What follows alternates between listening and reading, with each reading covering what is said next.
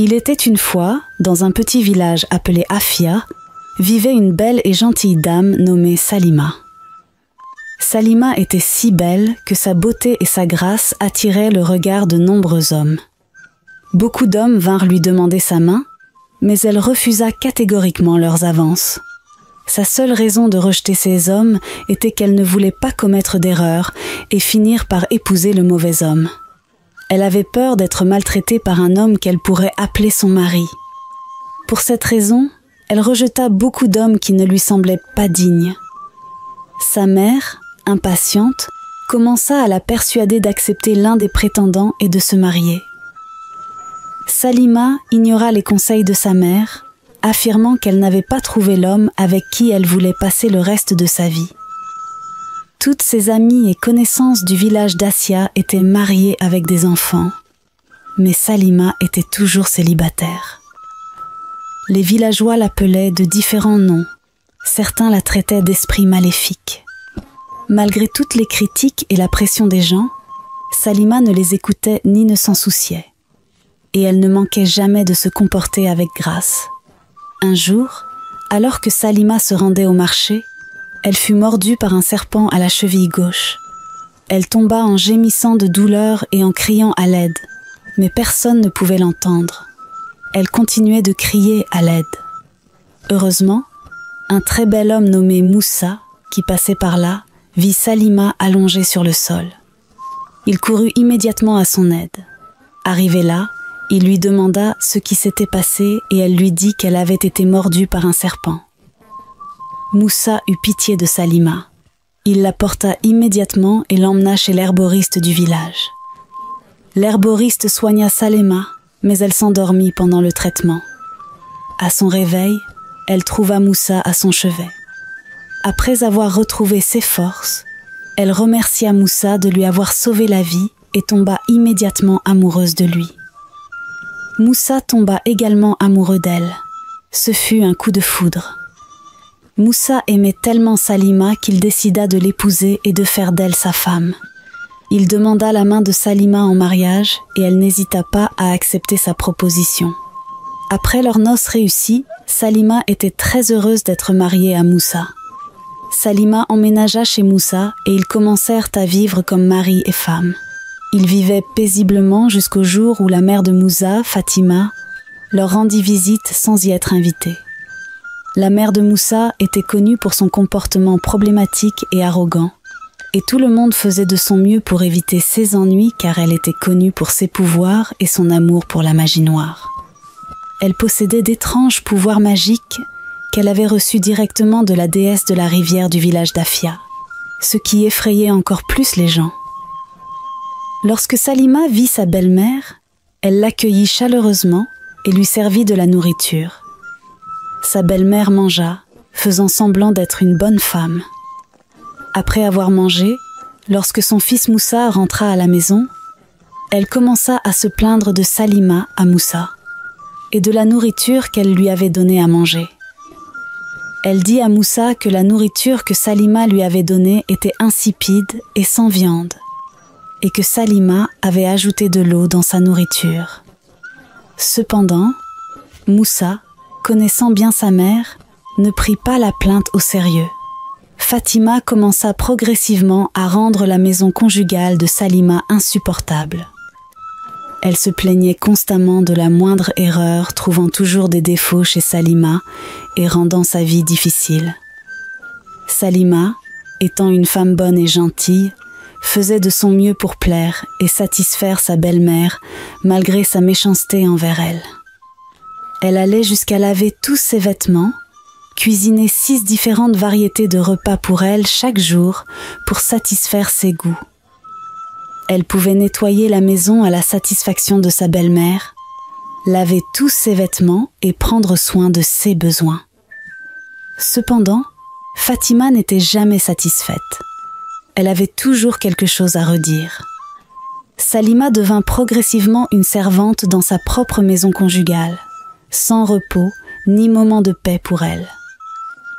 Chaque matin, dès que Moussa quittait la maison, Fatima envoyait Salima faire différentes courses comme si elle était une servante. Salima supportait le désespoir juste pour s'assurer que sa maison était en paix. Mais un jour, Salima se confia à son mari et lui raconta les souffrances que sa mère lui avait infligées. Son mari Moussa était très contrarié et malheureux. Il tenta de parler à sa mère des contraintes qu'elle imposait à sa femme. Il dit à sa mère de laisser Salima tranquille et d'arrêter de la traiter comme une servante. Fatima se mit en colère contre Salima pour l'avoir dénoncée à son mari, son fils. Elle jura de s'en prendre à Salima. Cette même nuit, Fatima jeta un sort à son fils Moussa pendant son sommeil. Le sort qu'elle lui jeta était de le rendre insensible à ses méfaits. Peu importe comment elle traitait sa femme, il ne réagirait jamais, ni ne dirait rien à ce sujet. Quand Fatima sut qu'elle avait son fils sous son emprise, elle transforma Salima en une femme de ménage à temps plein, et Salima continua de souffrir tandis que son mari restait silencieux face à tous les mauvais traitements infligés par sa mère. Mais Salima ignorait que son mari était sous l'emprise d'un sort. Salima continua d'endurer les tourments de sa belle-mère, et cela continua pendant des mois. Un jour, Salima découvrit qu'elle était enceinte de son premier enfant. Elle était heureuse de savoir qu'elle allait bientôt devenir mère. Elle annonça la bonne nouvelle à son mari, comme elle supplia son mari de ne jamais laisser sa mère Fatima le savoir. La torture de Salima par sa belle-mère continua, et Salima découvrit qu'elle commençait à s'affaiblir de plus en plus au fil des semaines. Elle décida de quitter sa maison conjugale en disant à son mari qu'elle pourrait voyager chez elle et qu'elle y resterait jusqu'à ce qu'elle donne. Pendant leur discussion, ils ne savaient pas que Fatima se tenait derrière une porte à écouter leur conversation. Et puis, elle comprit que sa belle-fille était enceinte. Fatima commença à comploter pour empêcher sa belle-fille de partir. Le jour où Salima devait partir, Fatima se faufila dans sa chambre et ajouta quelque chose dans la nourriture de Salima. Après avoir mangé, Salima commença à se sentir étourdie et ne put partir. Elle dormit pendant des heures et lorsqu'elle se réveilla, il était déjà tard dans la nuit. Elle remarqua qu'on avait ajouté quelque chose dans la nourriture qu'elle avait mangée. Elle était contrariée et affronta sa belle-mère. Fatima ne pouvait pas croire que Salima avait le courage de la confronter. Fatima jura de s'en prendre à Salima. Fatima utilisa ses étranges pouvoirs pour jeter un second sort à son fils.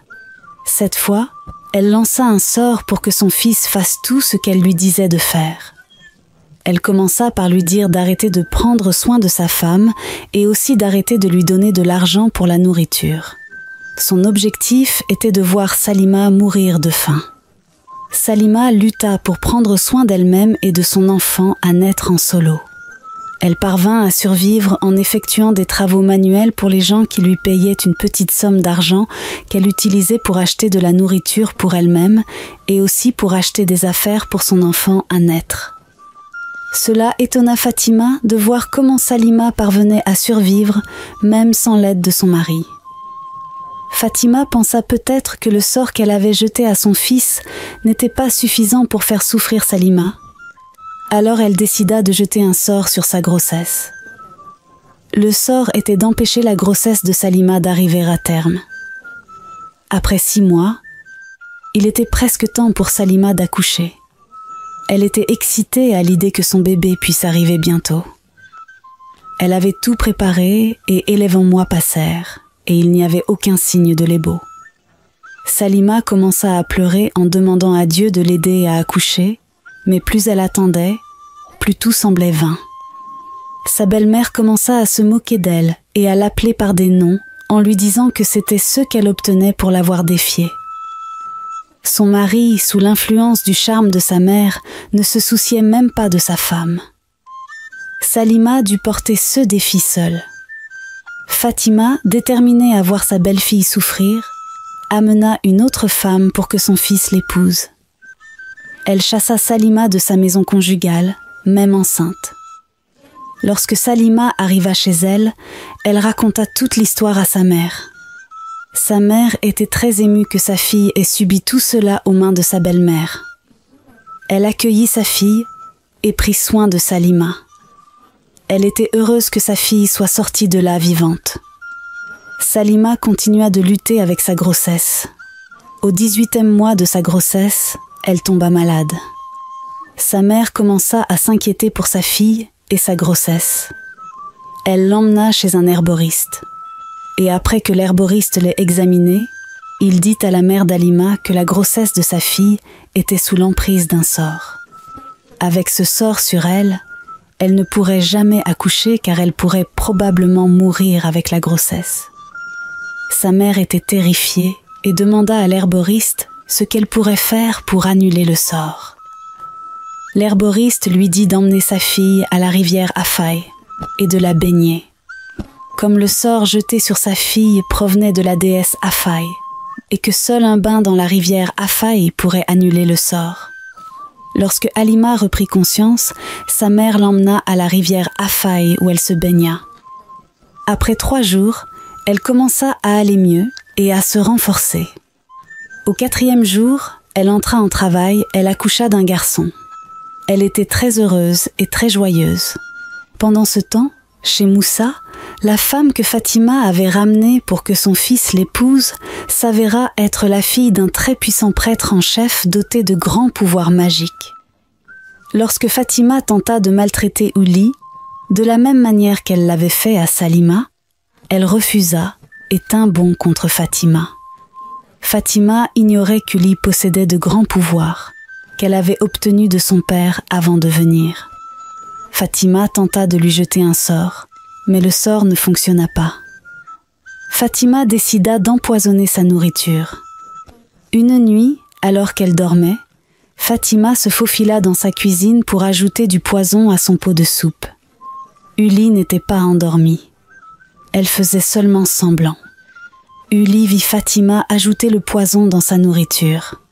Après que Fatima soit partie, Ouli prit le pot de soupe empoisonné et l'échangea avec le pot de soupe de Fatima. Le lendemain matin, Fatima se réveilla heureuse, espérant bientôt entendre une triste nouvelle. Elle entra dans sa chambre, commença à manger à partir du pot de soupe dans sa chambre, sans savoir que la nourriture qu'elle mangeait provenait du pot qu'elle avait empoisonné. Après avoir mangé, elle se coucha dans sa chambre et ne se réveilla plus jamais. Elle mourut. Ouli découvrit que ce qu'elle avait ajouté à son pot de soupe était du poison, et elle était heureuse que la femme maléfique soit enfin morte. Juste après la mort de Fatima, le sort qu'elle avait jeté sur son fils se dissipa de ses yeux. Il commença à chercher son Salima, qu'elle avait été renvoyée par sa mère. Ouli raconta à Moussa comment sa mère avait menti contre Salima et l'avait fait croire que Salima était une sorcière, ce qui l'avait poussé à le suivre chez lui et à l'épouser. Ouli demanda pardon à Moussa, puis quitta la maison de Moussa et ne revint jamais. Moussa alla demander pardon à Salima. Lorsqu'il arriva, il découvrit que Salima avait déjà accouché. Il était très heureux et content. Il s'agenouilla et demanda pardon à Salima, lui expliquant qu'il n'avait pas agi intentionnellement. Il lui dit que sa mère lui avait jeté un sort. Salima, étant une femme si gentille, lui pardonna et retourna avec leur fils à sa maison conjugale. Elle découvrit que sa mère Hello était morte. Elle était remplie de douleur et pleura amèrement. Mais finalement, Salima et Moussa, ainsi que leur fils, vécurent comme une grande famille heureuse. La leçon morale de cette histoire est de ne jamais nuire aux autres, car ce que nous souhaitons aux autres a tendance à nous revenir. Soyez bons et gentils envers les autres.